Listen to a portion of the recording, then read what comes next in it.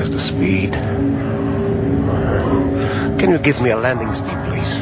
No engine, no flaps. Ideal approach speed is 170 knots. We're too fast.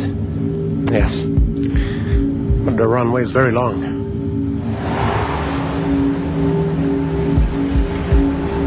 Captain Pichet now performs a difficult series of swerving maneuvers to slow the plane down for landing.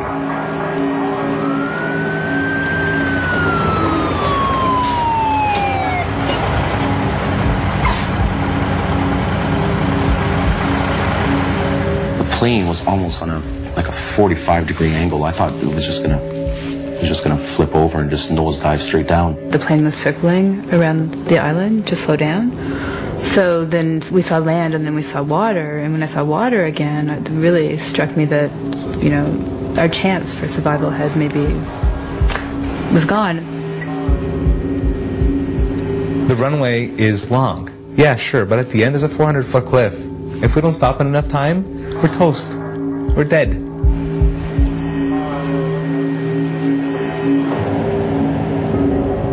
The crew line up the giant Airbus for the final approach. Landing gear down and locked. 3 green. No flaps. Only the emergency brakes. No spoilers, no reverse thrust. 4,000 feet, 195 knots.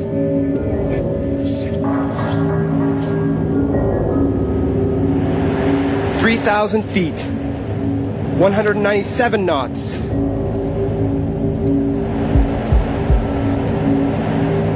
2,000 feet, 200 knots. Alert the cabin. Cabin crew, 1 minute to landing.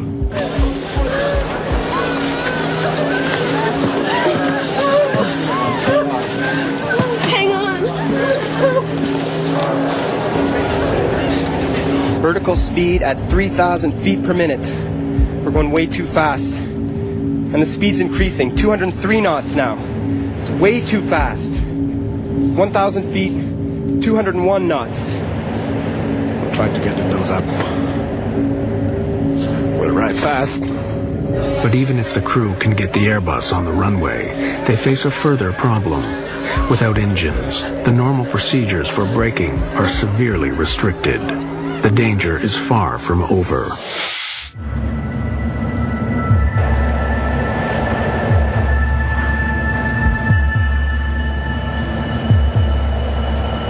The pilots must land the plane without power and somehow get it to stop.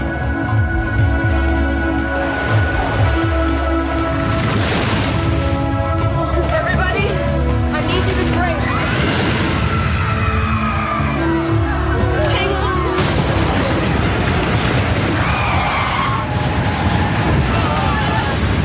The Airbus hits hard at high speed. The tires are blown. Captain Pichet tries to hold the nose down.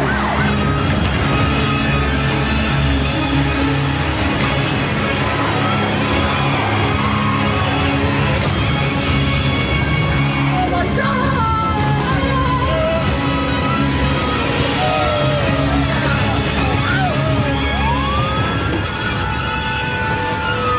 After bursting 8 tires, the plane finally stops in the middle of the runway. What we say, we made it!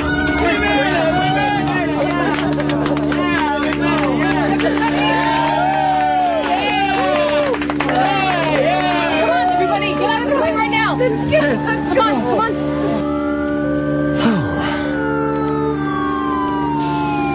on. Told you we'd make it.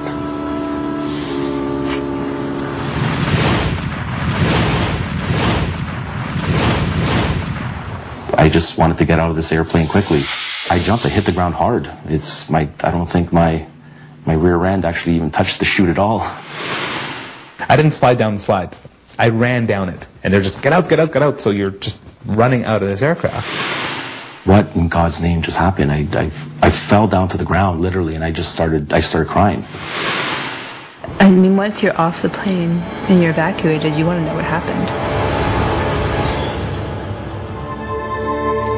Pichet and de Jager had flown their Airbus without power further than any passenger jet in history. As news of their remarkable achievements spread around the world, they found themselves reluctant heroes. You don't have time really to think about anything else than taking care of the safety of your passenger, you know. That's your main goal, and since we didn't have any engine, the other main goal was to make the landing safely.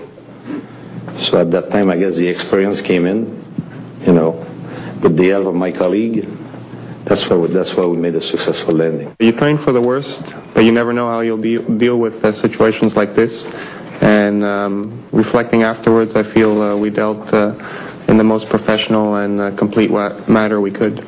A feeling of being grateful to see all the passengers were okay.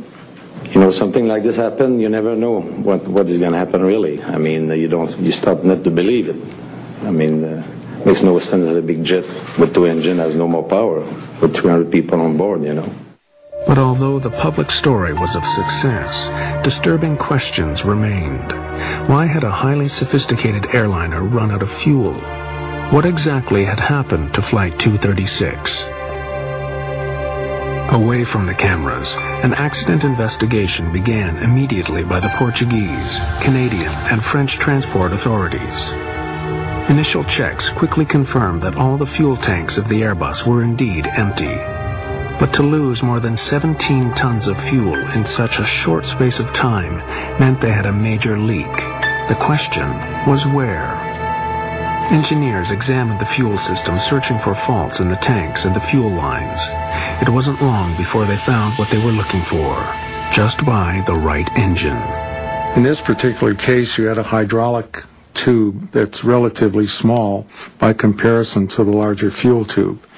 And the hydraulic tube, due possibly to pulsations in the hydraulic system, were abrading against the larger tube.